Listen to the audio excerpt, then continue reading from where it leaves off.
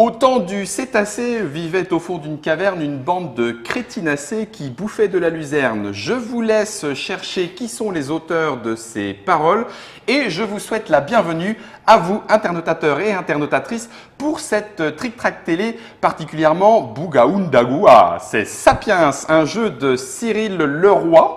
C'est écrit ici en toutes lettres et ça tombe bien parce que ce n'est pas Monsieur Cyril qui est à ma gauche, mais Monsieur Clément de Catch Up Games. Bonjour Monsieur Clément, comment ça va? Salut Guillaume, ça va très bien. Enfin, merci, très bien. Bon, super. Et ton collègue de Catch Up Games aussi n'est toujours pas en face et n'est toujours pas Cyril, c'est Monsieur Sébastien. Salut Sébastien. Salut Guillaume. Ça va? Ça va, merci. Ouais. Allez, on est prêt, Sapiens, le vrai auteur, le seul et l'unique, Cyril Leroy, monsieur, c'est toi. Bonjour Cyril, ça va? Bonjour Guillaume, ça va bien, très bien. Ouais. Alors c'est toi qui es à l'origine de cette belle boîte? Paraît-il, oui. Paraît-il, mais non, mais alors en fait, pour tout vous raconter, Cyril vient de découvrir la boîte finie. Nous avons cet exemplaire de Sapiens qui vient d'arriver chez Catch Up Games. Catch Up Games, Clément, Sébastien, leur premier jeu. Sapiens, c'est un jeu pour 2 à 4 joueurs pour des parties d'à peu près 45 minutes avec un âge de 10 ans. À partir de 10 ans. À partir de 10 ans, il y a quand même un petit peu de… Ça peut être joué… On l'a fait jouer à des joueurs plus jeunes. Ouais. D'accord, bon. Mais ça il faut peut… qu'ils aient déjà l'habitude de jouer quand même. Oui, des enfants joueurs. Bah, et après 10 ans, c'est un âge indicatif. Donc Sapiens, vous l'avez ici devant les yeux. Ça arrive quand parmi nous? Ça arrive fin avril en boutique. Fin avril 2015, oui. Donc dans quelques temps. Voilà, il sera en avant-première à Cannes. En avant-première au Festival international des jeux à Cannes. En boutique fin avril. On pourra même l'acheter à Cannes? On pourra même l'acheter à Cannes. Waouh! Bah, du coup, ça sera à quel prix public? Le prix public sera 35 €. 35 €, waouh! Alors, on a mis en place là les éléments du jeu. Comme vous pouvez le constater, il y a quand même pas mal de matériel. Alors, des petits plateaux, des petites tuiles, on va y revenir. Je vais, pour l'instant, parce que je n'en ai plus besoin, on en remontrera, hein, poser la boîte dans le devers de Trick Track. Voilà, ça, comme ça, c'est fait. La règle du jeu, parce que maintenant c'est une coutume des temps immémoriaux et anciens, donc Sapiens, le jeu, alors aéré, vous avez choisi de mettre de la place. Donc la mise en place, ça y est, on commence à connaître. Oui, c'est sur une seule colonne, donc on se dit que ça devrait quand même passer assez facilement. Et un petit récapitulatif des différents effets que nous allons trouver dans le jeu. Je n'en ai peut-être pas besoin parce que tu maîtrises complètement la bête, hein, Clément. Et puis bah là, alors allons-y. Explique-nous le feu. Alors, pour moi le feu c'est très compliqué, Sapiens c'est beaucoup plus simple. D'accord.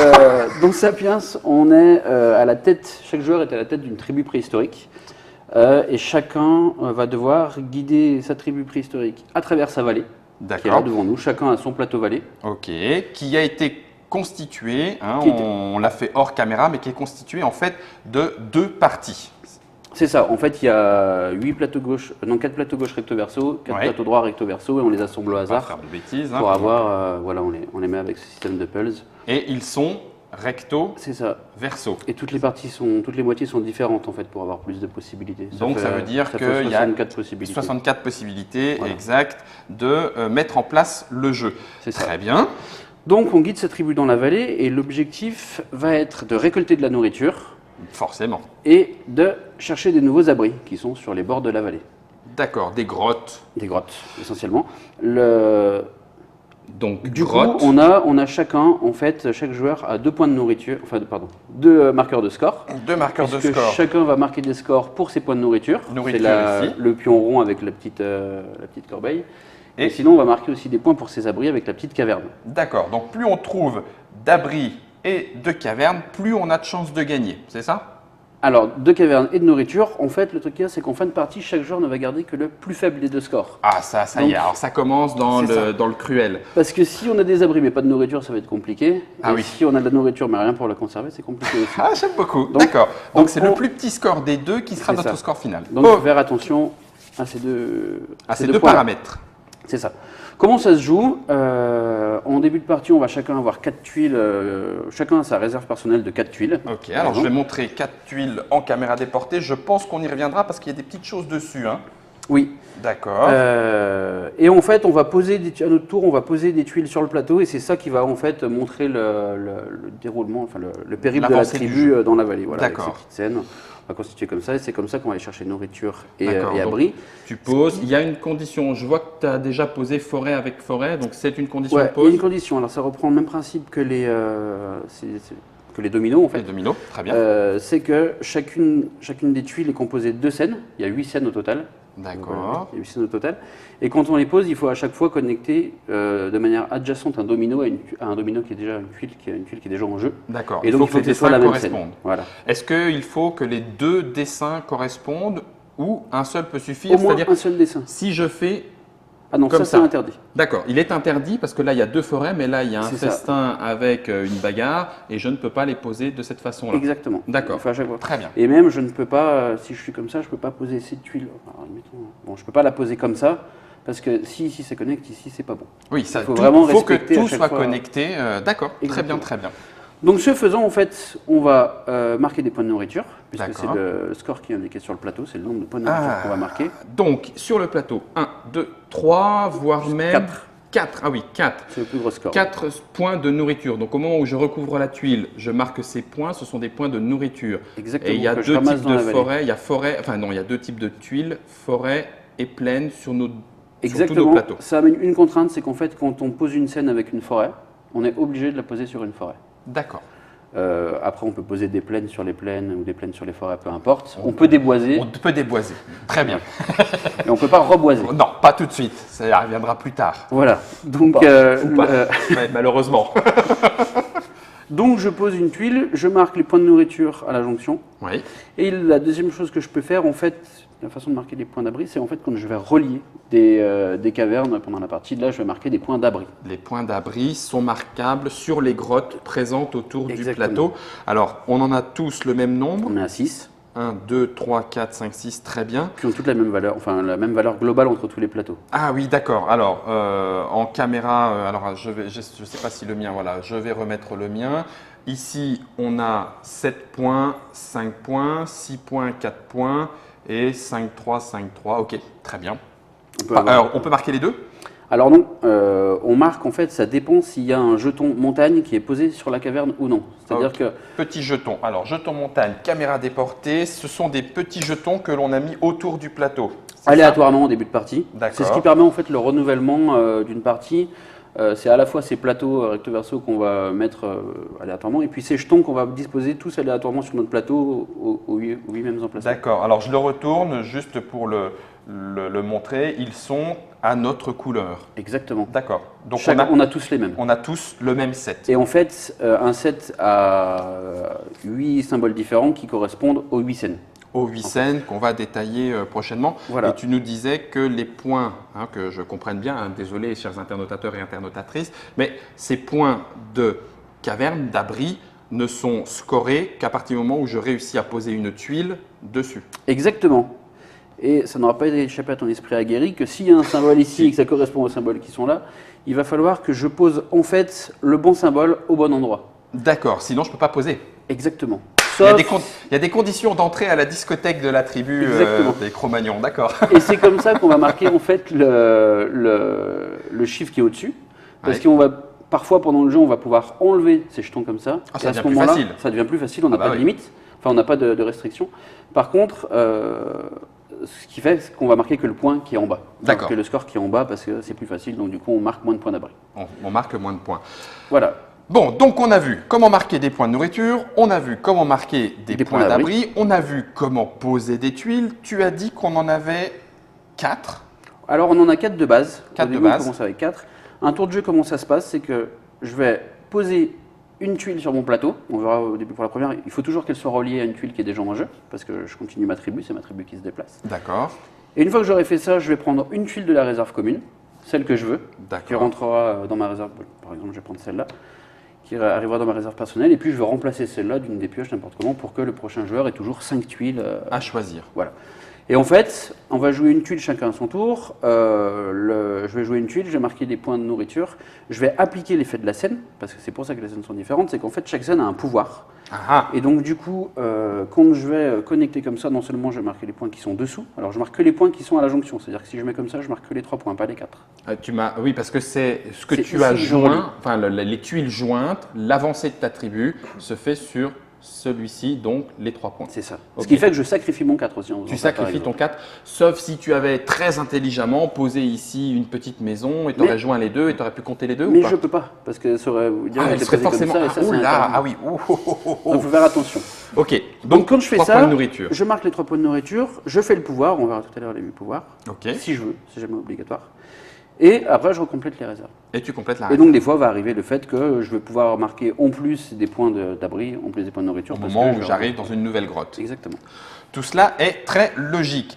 Donc, il nous reste à voir quand même comment est-ce que je peux gagner du steak. Parce que moi, là, enfin, je ne sais pas que j'ai toujours faim, hein, c'est rien à voir, mais il y a quand même des supra bons steaks. Alors, de mammouth. De mammouth, hein. Ah ben forcément.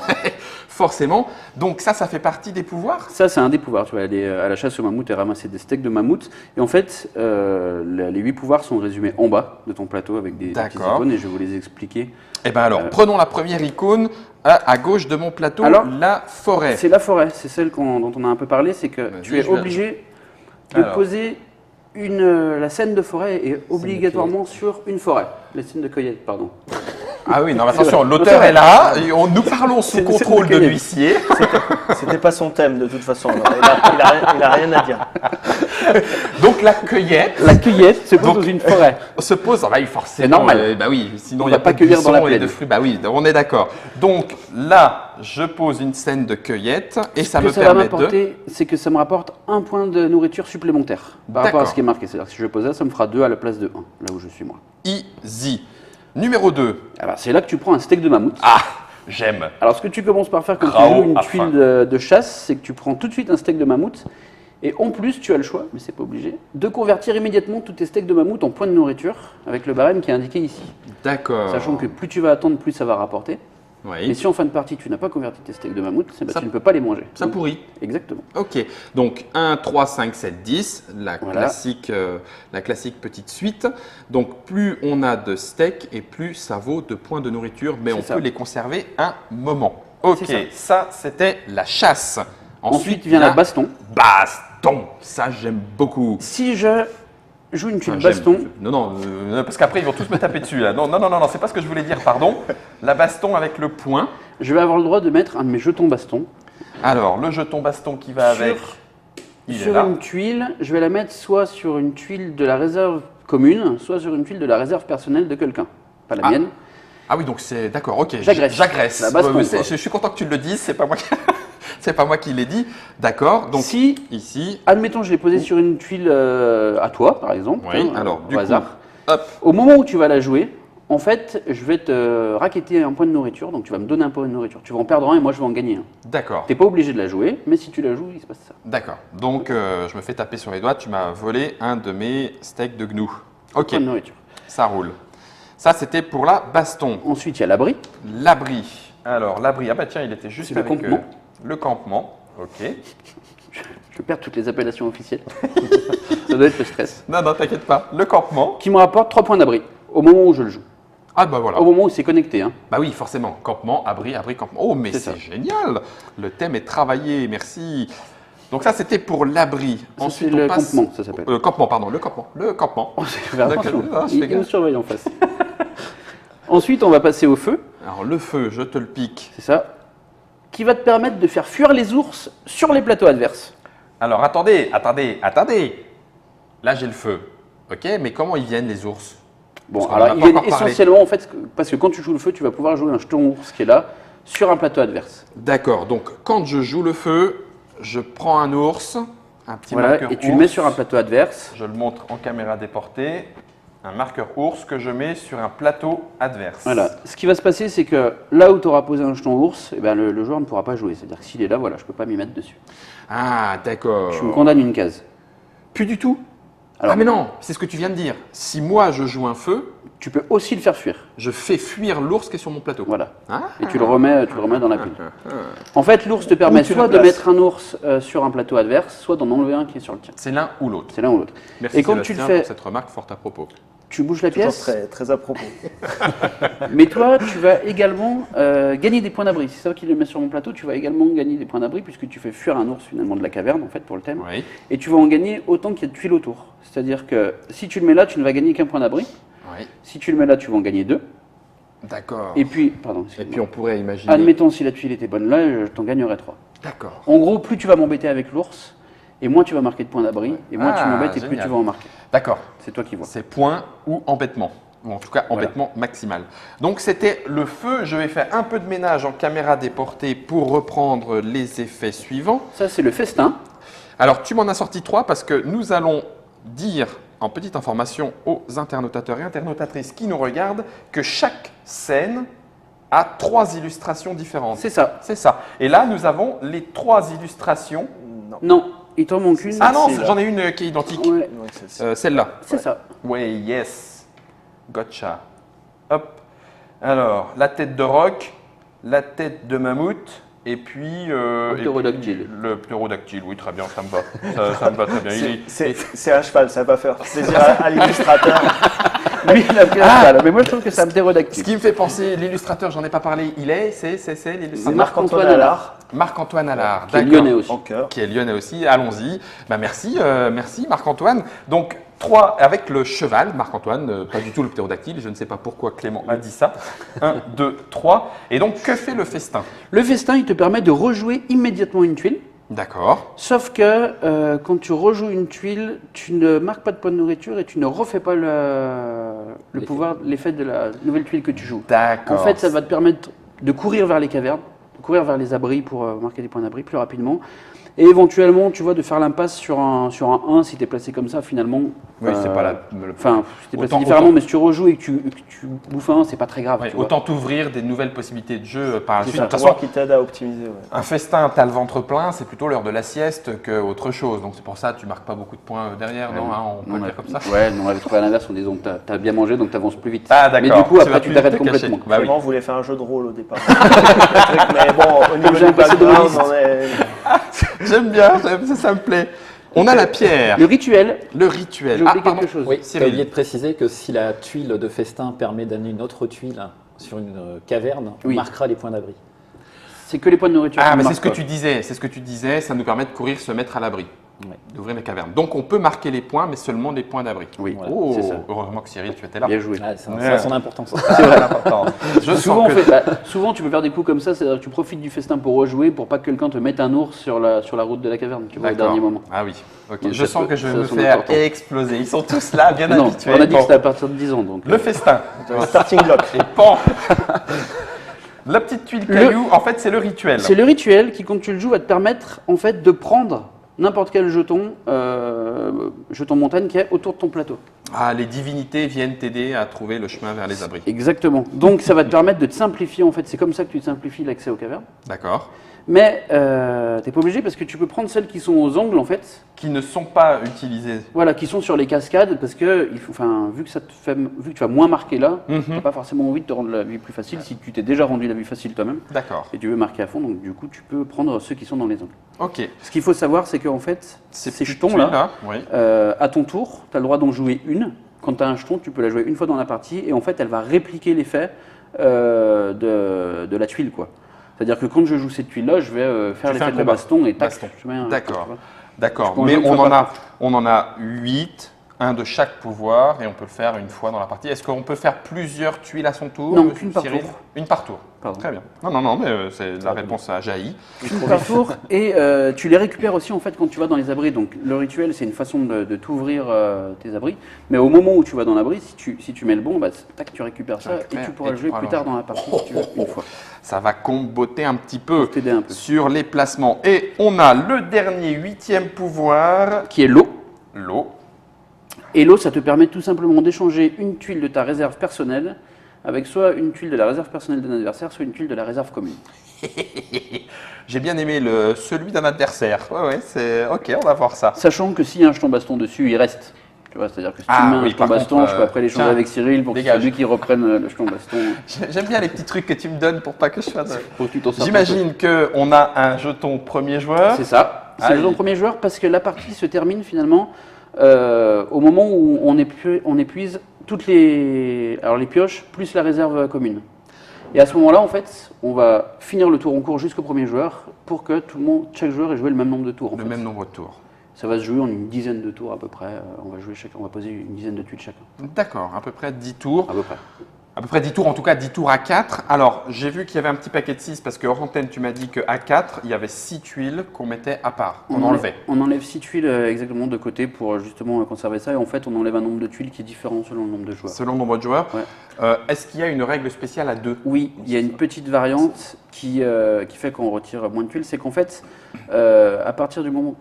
au moment de remplir ta réserve commune avec ta réserve personnelle avec une tuile de la réserve commune, tu vas aussi défausser une tuile de la réserve commune. Ah, et t'en remettras deux. Ça peut être méchant. C'est agressif. En jeu à 2, c'est. Ah oui, d'accord. À 2, c'est beaucoup plus violent qu'à 3 ou 4. Ah bah oui, parce que forcément, je regarde ce qui se fait, celle-là elle t'intéresse, je la dégage, moi je prends celle-là et je renouvelle. Ah oui. Par contre, pour le coup, ça marche bien à 2 en fait. Oui, bah oui. rythme, ça le rend très très rythmé, très très interactif.